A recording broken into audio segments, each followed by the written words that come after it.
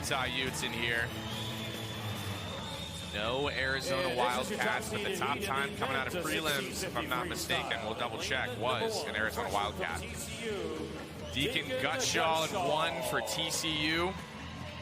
Reese Grady in 2 for ASU. 15-10 coming into this. Tanner Nelson, the junior for BYU, is going to be in 3. 15:09 seed time. Nick Chirafisi, though, is dangerous for the Utes. Your champion in the 500 is more than tripling it with the 1650 today. Easton Mauser in 5. Sophomore, 15:06. Utah represented well here. Jones Lambert in 6. 1 of 2 Utah Utes. Freshman Noah Mudadu in 7.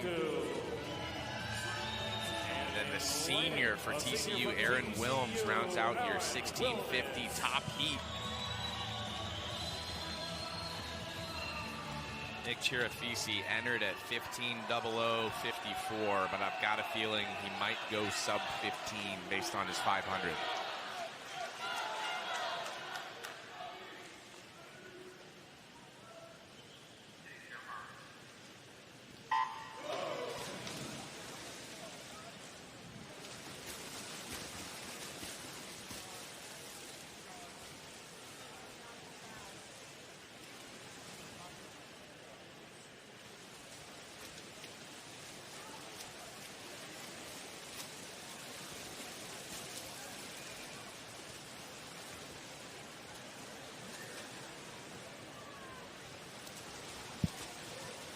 Chirafisi, a slight lead early, but not by much, just .07, which I think is safe to say won't decide this one, as we have 1,600 yards to go. Chirafisi was a 4th.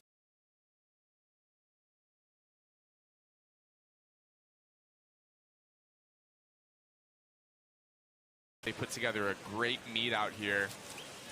They put a lot of pressure on Arizona for the majority of this competition. Arizona just came back and essentially answered the call. Both the diving well, sprint in the 100. Felt like Utah had to have an absolutely perfect meet here in Greensboro to be able to challenge Arizona. And they did that. They put together a great meet. 7 are currently ranked within their program for distance top 10. 27 O's as we move through towards the 200 mark, just getting paces established here. Normally see those pace times creep up just a little bit and then settle. Start to move past the 250 to the 300 or so. Just over that, East Mountain. 27.3, 27.4 for a lot of this field. So much of this point in the mile is staying mentally tough and knowing where you're at in the race, but being really positive as you work through the first 500, the 750, the 1,000. Just, you want to be nailing those splits that you believe in, that are your goal time splits. And you really have to stay out of your head about as the pain or the challenge of this race creeps in, because obviously it sneaks up on you as you continue to nail these 50 splits where you want to be. And you don't get to let loose and race until you hit at least that 1,000-yard mark, you know, with the 650 to go. And so getting to the halfway point and then over the halfway point beyond the 1,000 mark are huge milestones to stay really mentally tough and positive throughout. We talk a lot about the runner's high. There's kind of the similar thing in distance swimming where you just gotta, I mean, you're spot on. You got to get to that point. And don't panic, and then just kind of keep at that pace, and then you just get into a rhythm. And there are parts of it that you do get used to, and not like, but you have some enjoyment for aspects of it. You know, when you get hot in the pool and the water starts to feel warm on your skin, you know, you're really working, you're in the middle of that race. And, you know, when the counter starts to, you know, the numbers go up and you're not looking at a 15 at the 350 mark. Exactly. You know, you're working through, you know, you get to 40, 45, 50. And so there are moments and check-ins where you start to feel really accomplished as the yardage gets under your belt. Yeah, you can start to breathe a small sigh of relief. You start to see maybe, what would you say, over 30 or so? 40? Yeah. 30 is like 30. You're like, you feel Halfway like you've there's done not a enough. 500. Yeah, that's not. Yeah, halfway. I agree. Almost halfway. You feel like you're going downhill. Then you can say, all right, now we're just doing an 8:25. That's it. The race starts now. The heart rate's high, but the race just started. You do establish a rhythm, though, and when you get in that rhythm and you feel comfortable, and your coach is, not pushing you to go with the heat sheet, but he's telling you to maintain with the heat sheet. And if you can be comfortable in that maintenance phase, you're being set up for a good race. Arizona State's Reese Grady leading the way at 500 at 428.73. Easton Mauser just behind him at 429.36. 500 mark, definitely a mark in these athletes' minds. They're like, okay, made it through a race that I'm familiar with. Let's do another one of those. One more, and maybe sprint 150. 500, 150 for sure. Try to break it up. You have to with these long races. We talked about race strategy in the 500. Some people go 200, 200, 100. Some people go 250, 100, 150. There's a lot of different ways to break it up. I do think that most milers, as you said, would probably try to break it up really similarly, though, into 500, 500, 500 go. Surprisingly, that last 150 is something you really look forward to. I mean, at that point, you're making sure you hit the wall as far as dizziness and making sure you keep your kick going. As far as, you said it earlier, that mentally you are kicking, your legs are a little bit numb as far as knowing how much you're actually kicking. It's a muscle memory thing, but you just have to keep them in on those walls, and you're under a 200 left and you've already done more than a 1,500.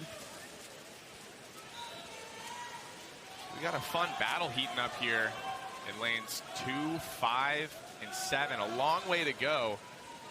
But ASU in 2 with Grady, also in 7 with Mudadu, but in between them and also in 2nd, Easton Mauser.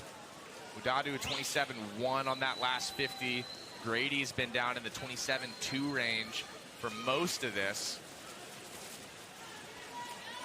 And your top time, I want to keep in mind here, coming out of the prelim, is actually Arizona's Mason Nybor, who's a 15:09.19. And speaking of Arizona, as we move through the middle part of this men's 1650, Natalie is joined on deck by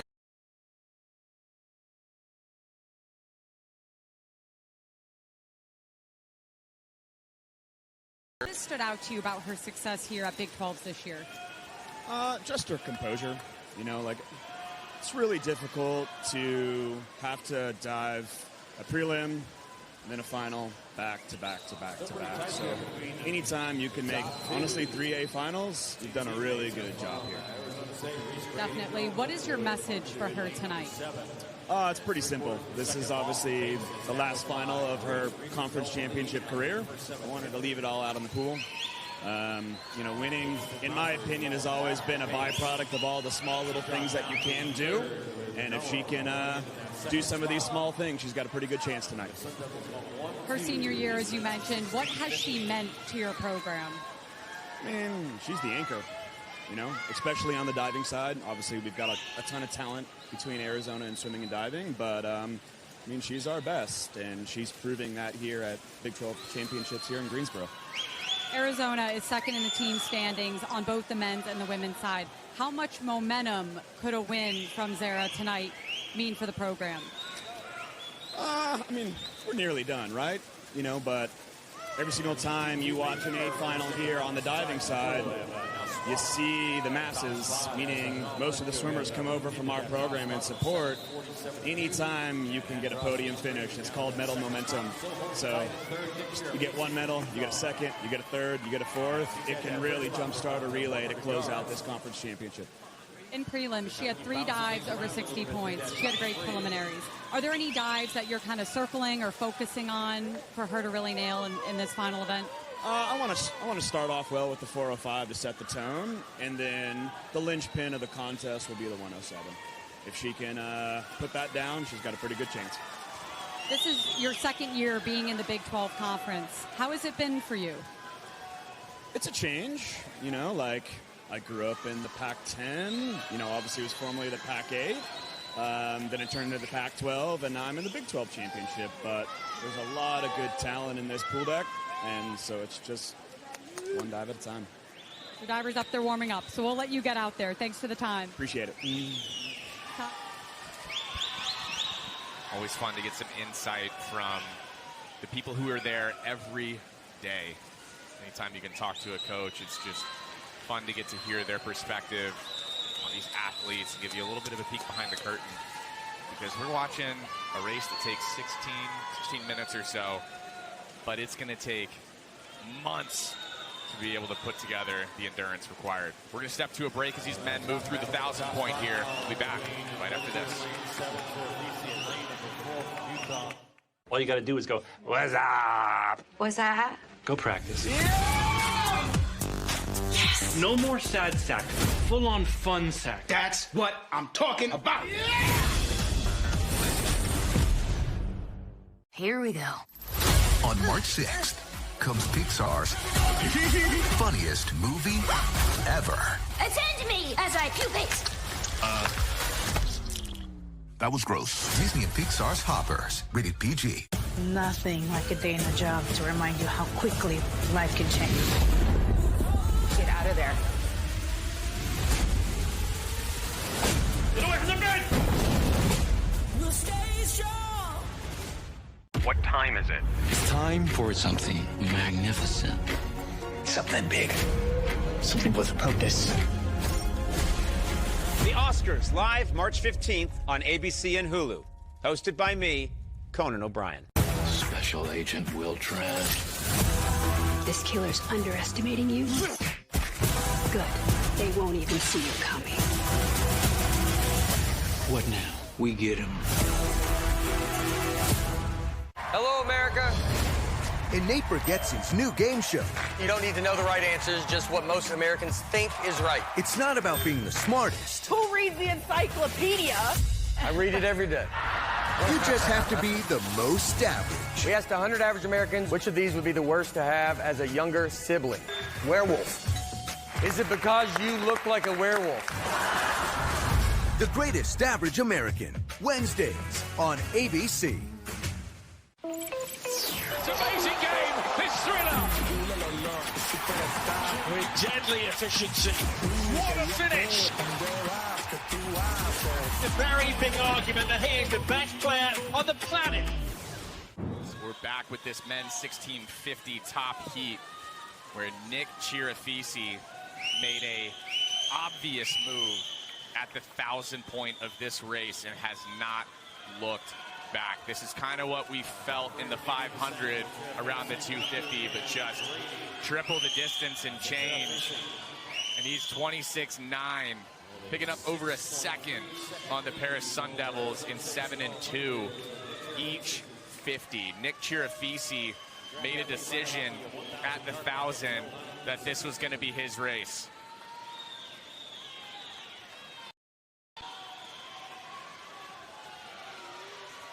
Another sub 27.50 split for Nick Chirafisi at 26.87.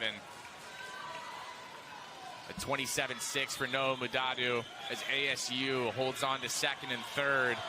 Again, important to keep in mind that Arizona had Mason Nyborg go 15.09 this morning. But what an impressive swim from Nick Chirafisi, a patient swim as Utah, the entire seemingly program across the pool from him, he's breathing to him right now, is just going nuts. They'll breathe away from him on the way back. But we'll see that group right there go nuts when he starts to turn and go back the other direction. And well-deserved as he throws down another 26.8. 200 yards to go, and that group right there is going to will Nick Chirafisi likely to a Big 12 championship and a pretty solid time as well. It's such a heartbreaker when someone switches gears like that and then start splitting a full second faster each 50 because you're just watching them get away substantially each turn. And you really have to keep it in perspective that, yes, that's the leader, and yes, in this moment you can't hang, but you have to remember just that this is first spot on the podium, and also with it being a time final, to maintain your place in the seedings. Nick Chirafisi is coming up to the point where he's going to have 100 yards to go in this 1650. And it's going to be a victory lap for him as he turns it 26.75, 13.59.96. Not only is Nick Chirafisi going to pick up a Big 12 title, but he's going to go well under the 15-minute barrier. He comes in at 15.00.54. The only thing that makes a Big 12 title more fun for Nick Chirafisi is getting to look up there and see 14-something next to your time. In control, his men to 1650 as he made that 1,600-yard turn. So Nick Chirafisi made a move at 1,000 and put together a great 650, and now gets to enjoy this final 10 yards and go sub 15 for the first time by 8 seconds and pick up another Big 12 championship.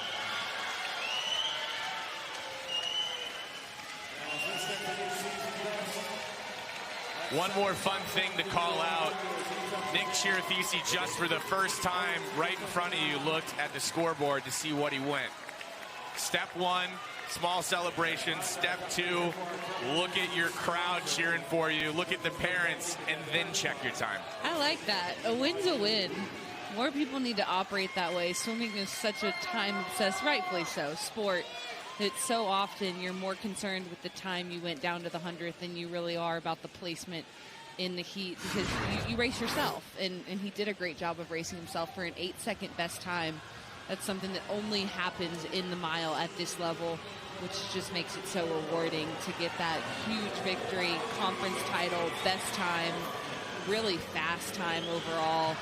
And to make his move the way he did, as decisively, he was really confident making that switch of gears, and that takes so much work at practice to have the ability to know that he can hang with that faster pace. Nick Chirafisi is going to try to catch his breath.